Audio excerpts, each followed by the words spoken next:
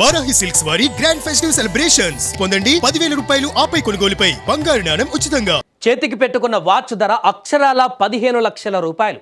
కాళ్ళకు వేసుకున్న షూ ధర ₹1,00,000 పైమాటే. బెంగళూరులోని అత్యంత ఖరీదైన జేపీ నగర్ ఏరియాలో అద్దె ఎంతో తెలుసా? నెలకు 60,000 రూపాయలు. ఇంతకీ ఇతనెవరు? ఏదైనా పెద్ద బిజినెస్ మ్యానా లేక సాఫ్ట్వేర్ కంపెనీ సీఈఓనా? కానే కాదు.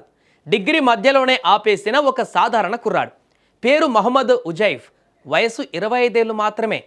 ఏడాది తిరగకుండానే కోట్లు గడించాడు. కానీ ఆ డబ్బు వెనక ఒక చీకటి సామ్రాజ్యం ఉంది.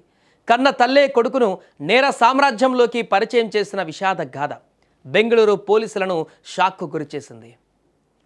కథ వెనక్కి వెళ్తే కొన్నేళ్ల క్రితం వరకు అది ఒక సాధారణ మధ్యతరగతి కుటుంబం. ఆనందంగా సాగిపోతున్న వారి జీవితంలో కరోనా పెను విషాదాన్ని నింపింది. ఇంటికి పెద్ద దిక్కుగా ఉన్న తండ్రిని కోవిడ్ మహమ్మారి బలి తీసుకుంది.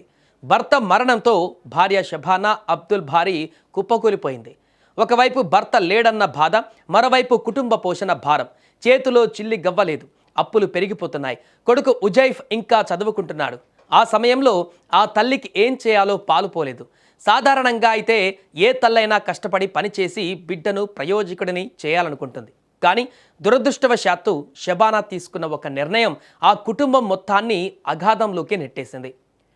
కష్టపడితే వచ్చే డబ్బు కన్నా మోసం చేస్తే వచ్చే డబ్బు వేగంగా వస్తుందని ఎవరో నూరిపోశారు. దుబాయ్ కేంద్రంగా నడుస్తున్న ఒక సైబర్ క్రైమ్ ముఠాతో షబానాకు పరిచయం ఏర్పడింది. సులువుగా డబ్బు సంపాదించే మార్గాన్ని వారు ఆమెకు చూపించారు. అదే మనీ లాండరింగ్. సైబర్ నేరగాళ్లు అమాయకుల నుంచి కొట్టేసినటువంటి డబ్బును దాచడానికి బ్యాంక్ అకౌంట్లు కావాలి. ఆ అకౌంట్లు సమకూర్చడమే షబానా పని. ఈ ఊబిలోకి ఆమె తన సొంత కొడుకు ఉజైఫ్ను కూడా లాగింది. తల్లి మాటే వేదంగా భావించిన ఉజైఫ్ చదువుకున్న బీకాం కోర్సును మధ్యలోనే ఆపేశాడు.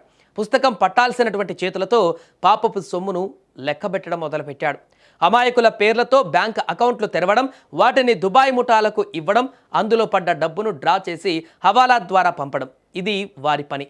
దీనికి గాను వారికి భారీ కమిషన్ ముట్టేది.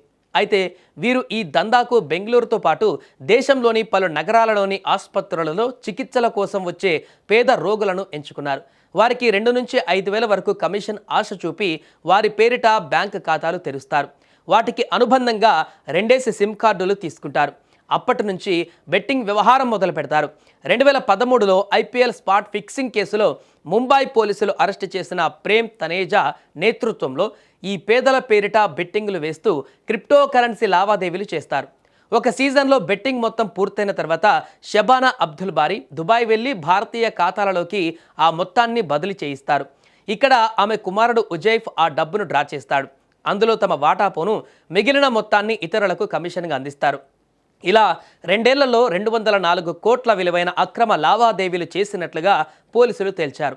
ఈ నెల 14న ఈ నేరాలతో సంబంధం ఉన్న 11 మందిని అదుపులోకి తీసుకోగా ఈ నేరాలకు నేతృత్వం వహించే తల్లి కుమారులను అరెస్టు చేశారు. వీరి నుంచి 9,000 బ్యాంకు ఖాతా పుస్తకాలు, 25 లక్షల నగదు, 242 డెబిట్ కార్డులు, 58 మొబైల్ ఫోన్లు, 531 గ్రాముల బంగారాన్ని స్వాధీనం చేసుకున్నారు.